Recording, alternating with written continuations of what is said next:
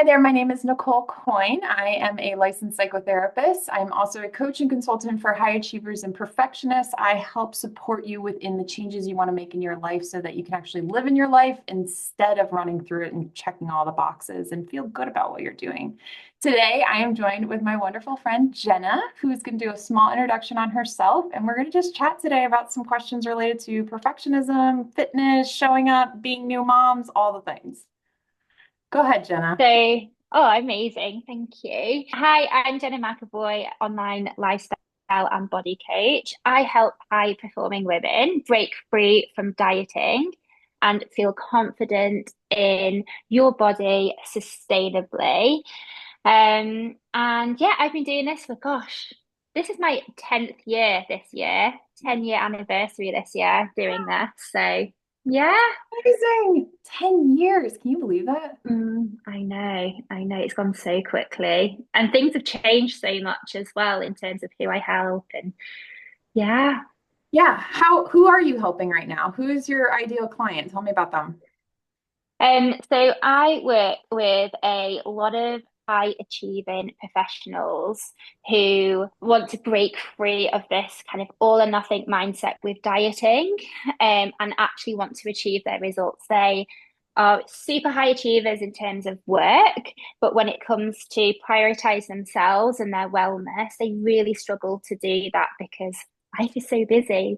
And the women that I work with also, they have families and um, partners and families to run, and they tend to put themselves and their wellness on the bottom of their to-do list.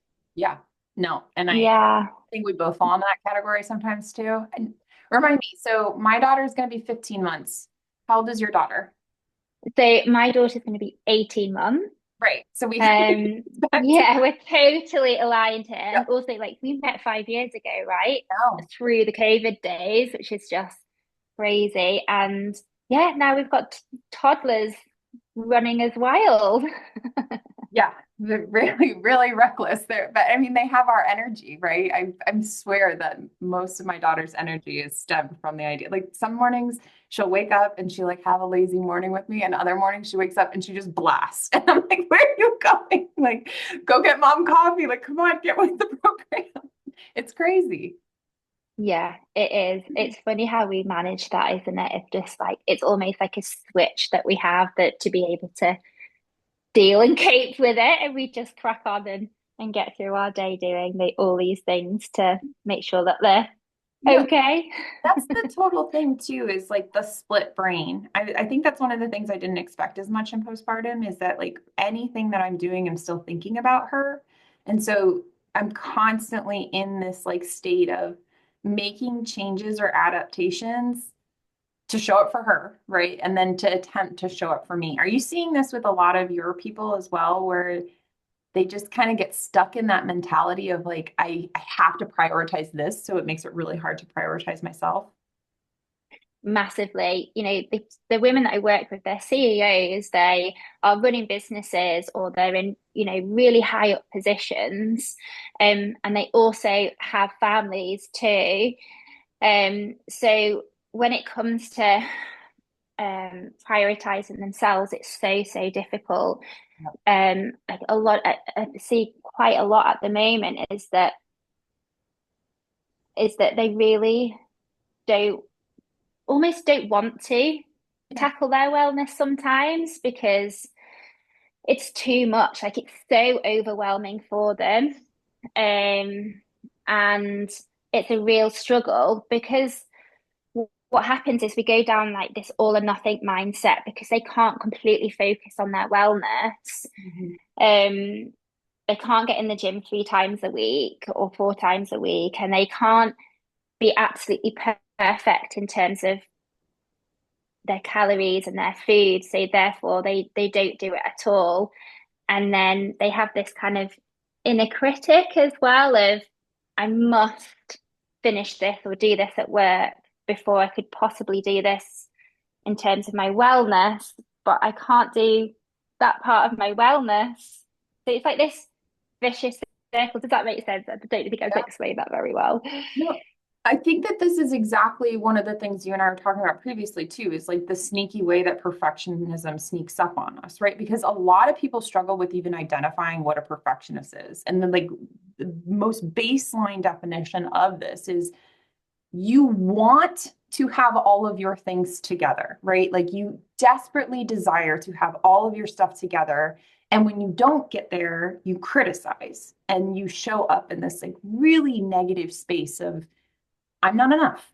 I can't do it all, right? Like there's just no space and energy for me. And then also builds upon resentment and then fear and limiting beliefs. And so I think that that's like the best foundation too for it. And especially being a mom and having multiple just figuring out what's for dinner, like just doing the like most basic things feels like a lot. It takes a lot more energy. I had asked you before we even started recording, like, what do we do with all this extra spare time that we had before our babies? And now I'm like, what spare time? Like, Yeah, like you ha the amount of energy that you now have to use that we also I don't know what I spent that energy on beforehand either yeah, of having to constantly think 10 steps ahead as well in terms of food, time, what I'm going to do with my little daughter today, yeah, and then also how I'm going to manage my own business and my own clients yeah, and then also the other half as well. They're asking you for what's for lunch. yeah. It's a Yeah. lot. Like, What's in the you're gonna your guess is as good as mine, friend. Come up with the decision, right? Half the time. No, I totally get that. And I totally hear you with the inner critic. This is one of the areas that I spend so much time with my clients on because we don't necessarily realize how often the internal negative narrative is affecting us. And this is what we identify as that inner critic. And I wish that more women were compassionate to themselves during this time. I've been doing a ton of research and I'm spending a lot more time working with women with their cycle, right? So cycle syncing to get really honed in to how their inner critic is showing up. Do you have any of your clients that work on this that try to like cycle sync a little bit and pay attention to the different phases they go through throughout the month? yeah, absolutely. It's actually part of my coaching. So each week, my client, they will do a check-in weekly. And one of the questions on the check-in is, where are you on your cycle? Because it gives them the awareness of where they are on their cycle. It gives me that awareness as well in terms of their results and what we need to do and what we need to change for that week. And it also kind of triggers for them to be a bit more, like you said, compassionate in terms of the stresses that they're facing at that time in their cycle, because we can feel so fatigued Yeah. and not have the energy to work out with the stresses of everyday life on top of that. So having that awareness of knowing where they are on their cycle, it's like it gives that compassion of like it's okay to feel this way. And if I don't have much energy this week, this is why.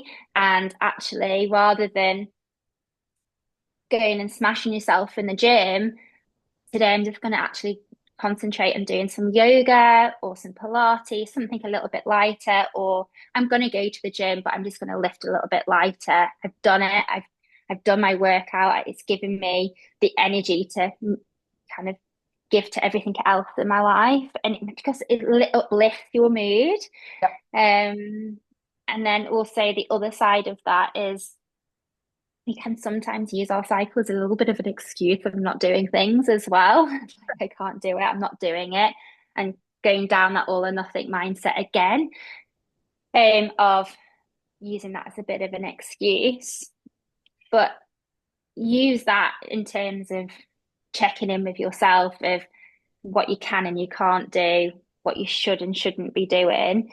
Um, And the physical and the physiological approach to this too, right? Because you yeah, shouldn't be trying to PR during your menstruation, right? Like you should be taking it down a little bit because your body actually needs more recovery time. It needs more nutrients. It needs and then requires that rest.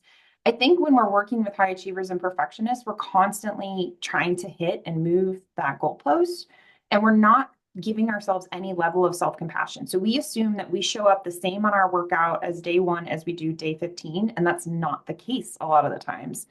And as much as it can be even like used as an excuse, it can be used as like an empowerment piece too, where like, Exactly. hey, that follicular and ovulation phase, go hard, girl. Like, have a good time. Like, max out, Yeah. put the effort in, put the work in, and also use that energy, like, channel that energy.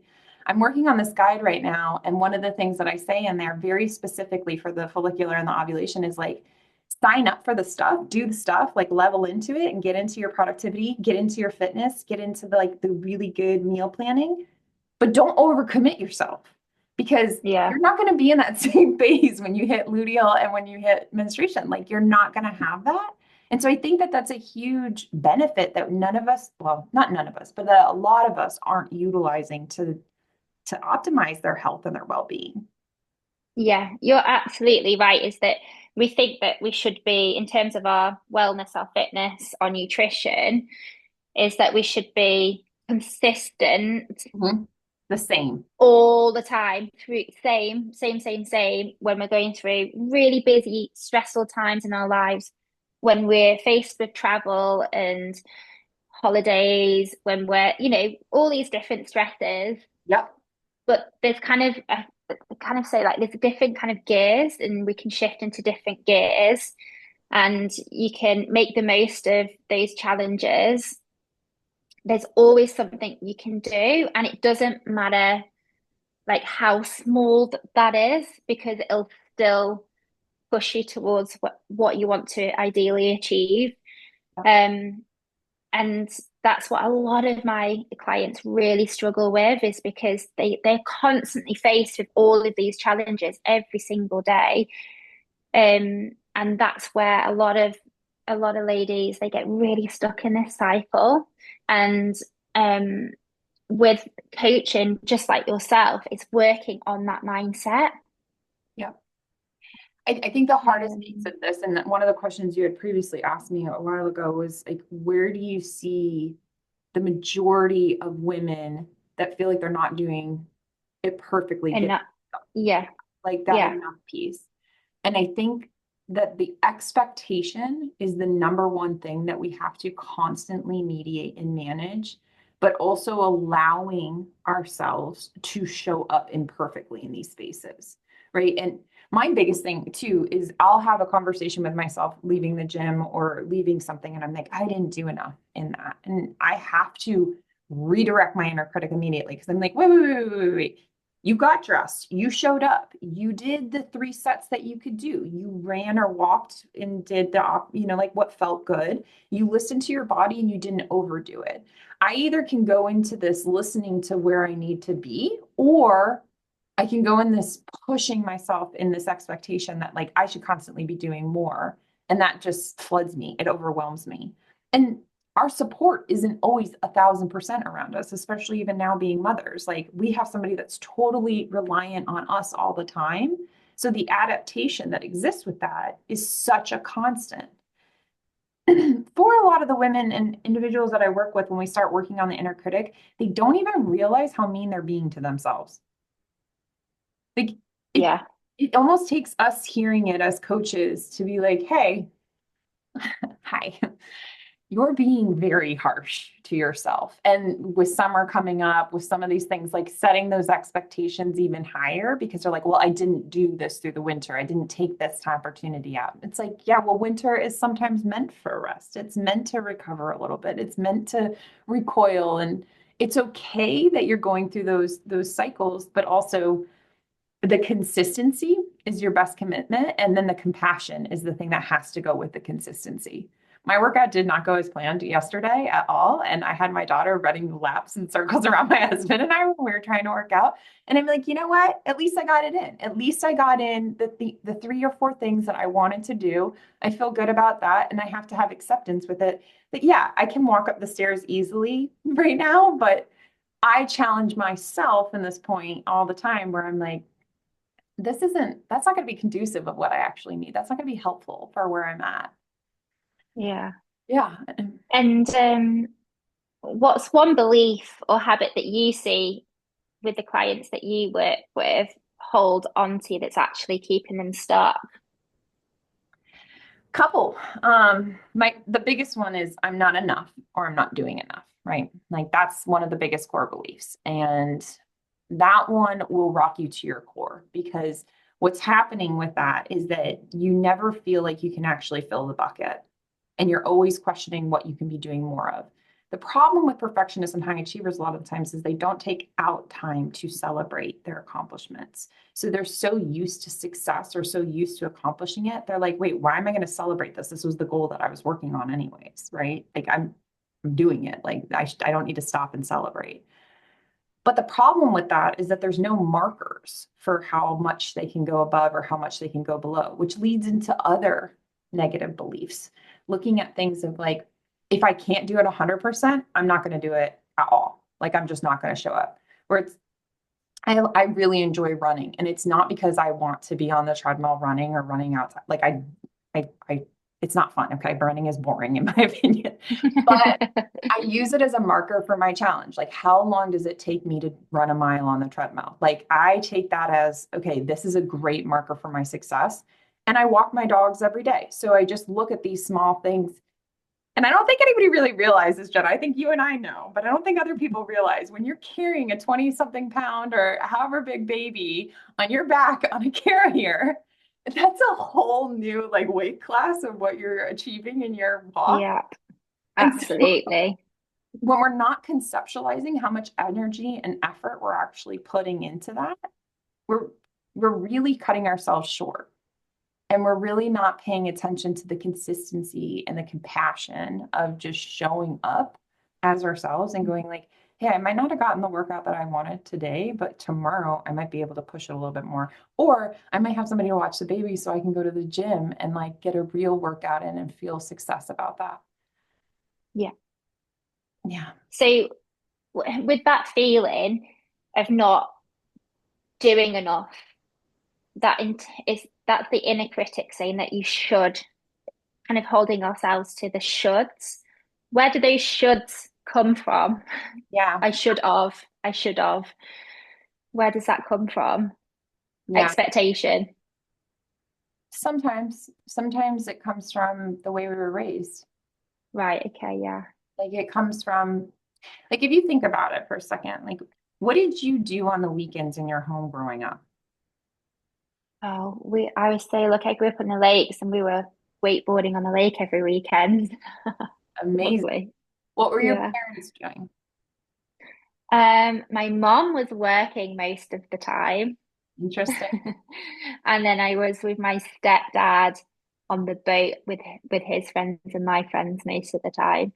That's amazing. That's amazing. My Yeah. parents did not sit down on the weekends. We literally Yeah.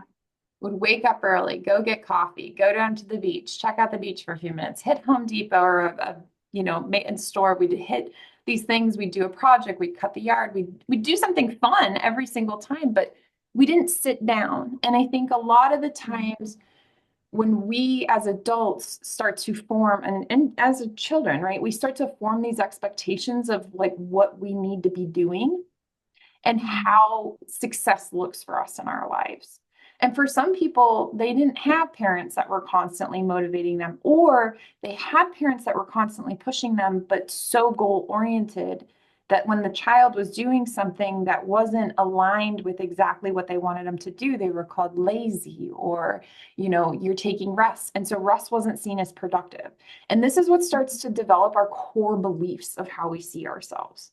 And when we start to have these core beliefs really spring off, right? Like in this idea of like, I am not worthy, I am not enough, or I have to seek my worth through my output, right? That's the perfectionist mindset is I seek all of my worth through what I put out in the world, how I take care of people. This also shows up with people pleasing. This is where they start to come from. And then it has an evolution. Um, I was one of the youngest people in my master's program, right? Like for higher education. And it was really strange at the time to be in that place and helping other older adults grade, like do their papers and do their research and do all those things. And I got into that mode of like achieve, achieve, achieve, achieve, achieve. And I was done early. I started young. And when you're a young therapist, you get a lot of criticism for that. And so I constantly felt like I was needing to prove. And for a lot of women, we're existing in that. How do we prove? You just celebrated 10 years, right? And your Yeah, business has yeah. evolved in crazy ways, like nowhere probably Yeah. near what you thought it would be. No, actually, no. Yeah. So when we're thinking about that in terms of the perspective of like what beliefs are we holding and how are we holding these expectations, we have to remember that, and this is why I say a lot of the times, like quit running through your life and actually start being present in it, is because minute by minute, there's always something to do. But if it's not the way that you want to show up, and you're going to reflect back when you're older and kind of sit with this and be like, nobody really cared how much I tweaked that presentation. I should have left 10 minutes early just to get to my walk with my daughter and have that moment, because that's the moment I get to hold. You can shift your whole perspective on how you show up with that critic, how you show up with the shoulding. The shoulding is the shoulding is tough because we, especially for high achievers and perfectionists, they live off the word should, what I should and should not be doing. When Yeah. you change that framework to look at more of like, instead of saying all the time I'm trying, switch it to I'm doing. Because what is the difference, right? Trying is trying to see if something's working, but doing is literally trying, right? Yeah. And so when you shift that same framework of shoulding to I'm doing, I'm making it happen. It might not be at the speed you want, because let's face it, we all want everything to be done in one day, and nobody wants to have a checklist endlessly, and nobody wants to have to worry about all the different things. There's Yeah. always something you could, but it's where you're showing up today. Like, what is the goal of today? And once you can like, refine that, number one, your goals are going to get accomplished way quicker. Number two, your tasks aren't going to feel so heavy. And number three, you're going to be a little bit nicer to yourself along the way, because that moment you're going to have with your child, or that moment that you're going to get by yourself, or that 15-minute nap that just is glorious because you feel so refreshed after, is actually going to make you show up better in what you do, whatever it is that you're doing. Yeah. And that's massive. You know, when I talk to a lot of my clients, a lot of the ladies that I work with, is that your exercise and your nutrition isn't going to take away from what you're currently doing with work. It's going to add to that. It's going to make you more productive. It's going to contribute to your energy levels. It's going to make you sharper in that meeting, and it's going to make you much more present when you are spending time with your family and your children. Yeah. Um, and it's going to massively lift your mood when you do spend time with loved ones too. Yeah. So rather than it taking what you are taking away when you don't prioritize your health and your wellness, it's all of those things.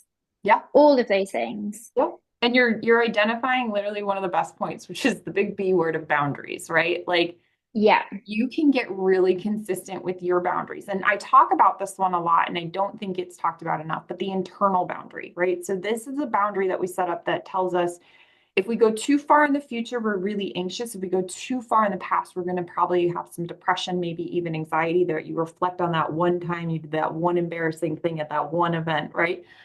But if Yeah. you can stay within that internal boundary of like, hey, I finish work at this time and work shuts off. Everything else, like if I'm not going into surgery to save lives right now, everything else I can pick up tomorrow and it's not going to be the end of the world.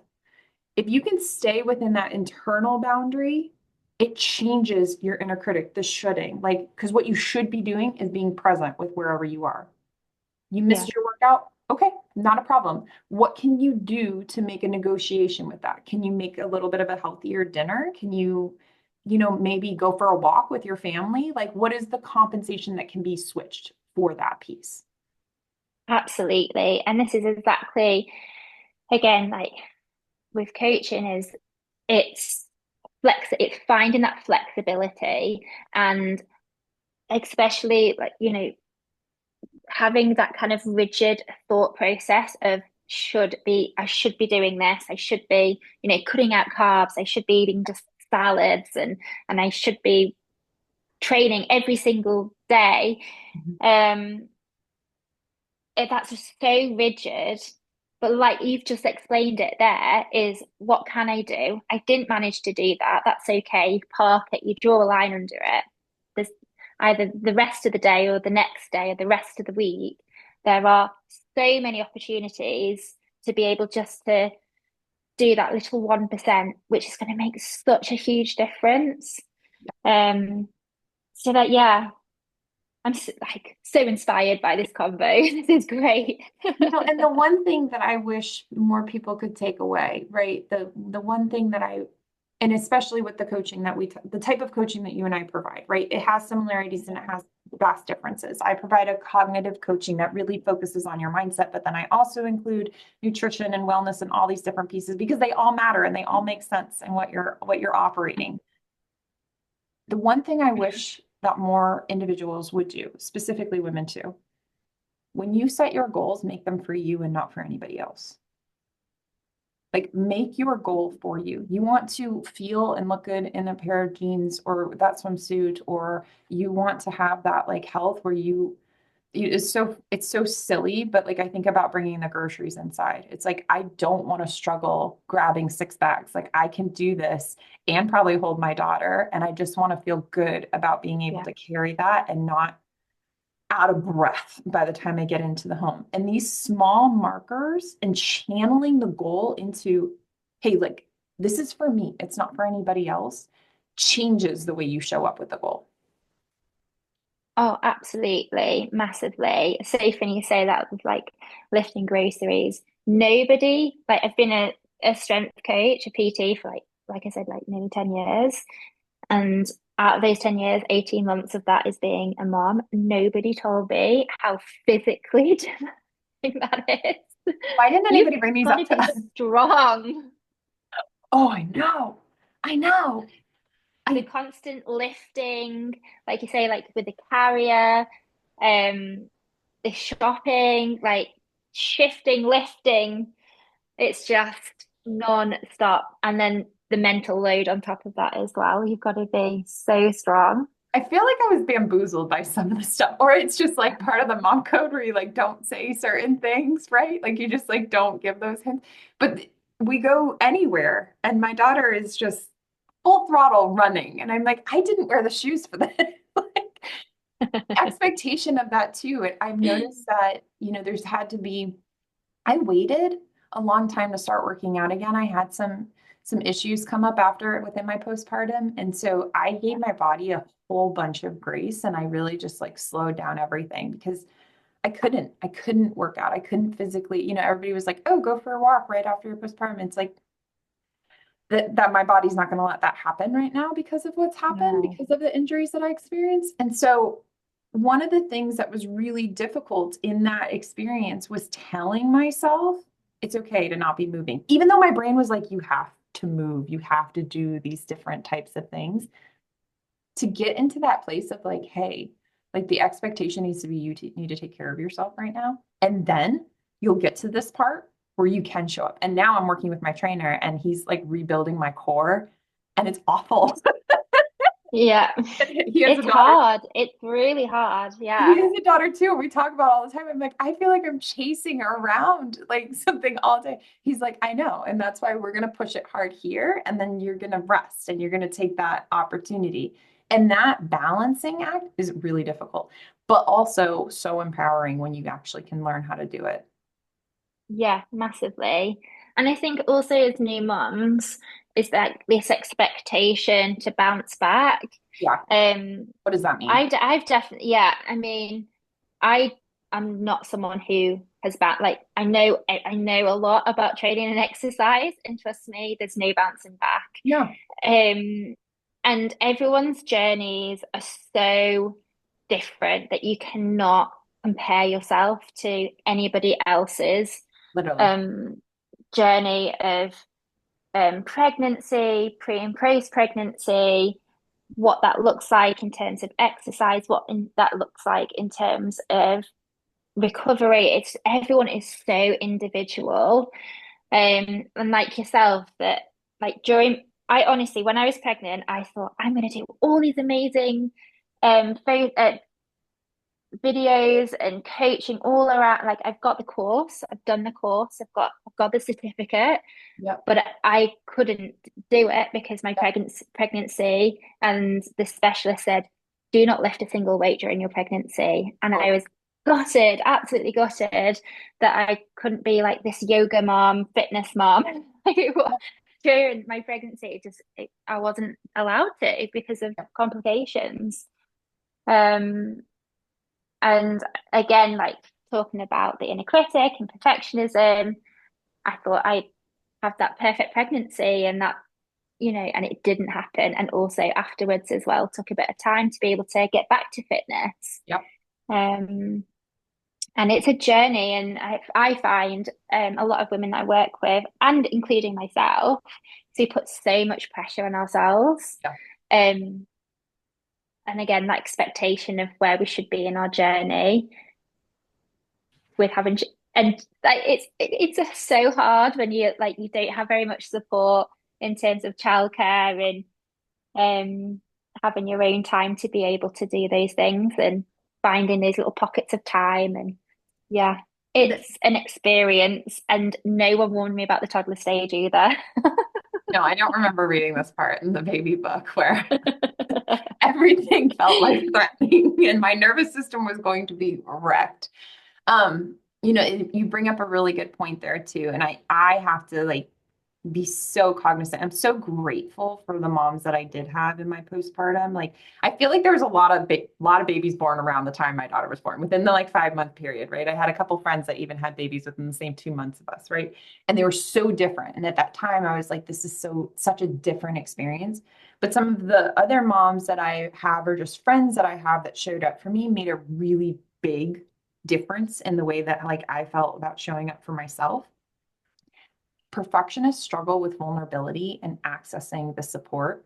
And I think that this is where our coaching makes the biggest difference a lot of the times, is that a lot of what we're looking for is to be heard and understood and seen and given our specific journey that makes sense to us. And I think that that's what we both individually provide that helps people to get there the way that it works for them, right? Instead of, and I do this with my clients all the time. Like we'll check in and they're like, I'm in my head or I'm stuck here. And I'm like, great, this is what I'm here for, right? Like this is why I'm showing up. Same, I'm sure for you with your clients, with your check-ins. Like you got stuck this week. That's okay. But then what does that look like moving forward? Why did we get stuck? Like what held us up here? What stopped you in your mind from even shifting from the run to the walk, right? Like what happened?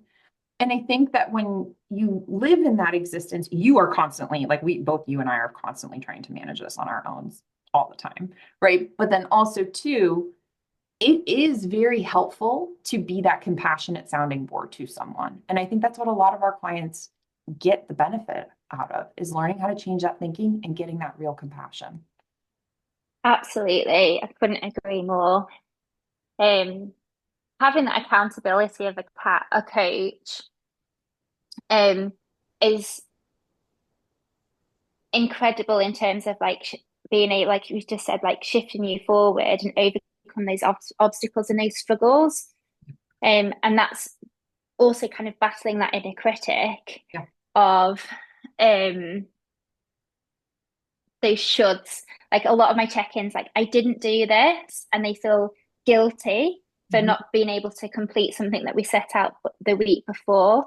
But with the check-in, and having someone like ourselves as a coach, it's like you say, kind of giving them that their compassion and giving them that awareness that it's okay, Yeah. it's okay, and then them not getting stuck in this vicious circle. Absolutely. And breaking that cycle and being able to push on from that. But that's the thing. There's always obstacles. Yeah. There's always something that goes on and kind of trips us up on the way. And it's absolutely impossible not to face those challenges. But through like a coaching journey, what I find is that you learn from that and you learn and learn and you're able to move forward. Oh gosh, I've got the Sky and Sam looking at their watch telling me, come on. We'll start to wrap this up. Do you have any programs that you want to tell us about so that we can promote you? Any what, sorry? Any programs, any offers you got going on right now? Oh yes, so I do actually. So I have two programs. I have a 28-day reset, 28-day thrive, I call it, or Love thrive in it. 28 days. And it's a great reset to have a look at like what's going on in terms of your habits, and like a bit of a taster in terms of what I do.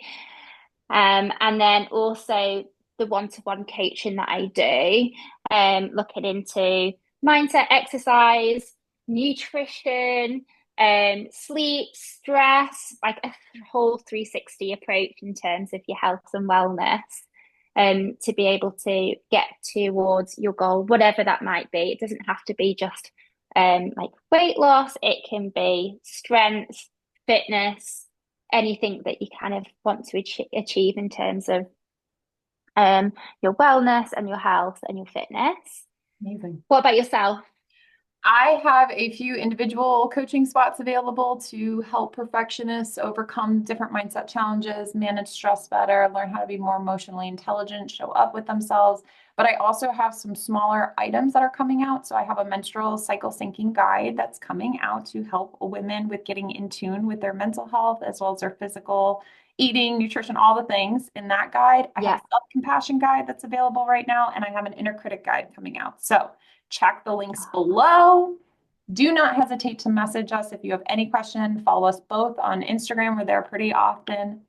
Thank you so much for hanging out with us today. If you guys have any follow-up questions too, go ahead and comment and we will make sure to get back to you. Thank you, Jenna. amazing. Thanks, Nichole. Thank you.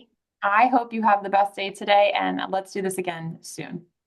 Amazing. Thank you so much, Nichole. That was ace. So many little golden nuggets in there.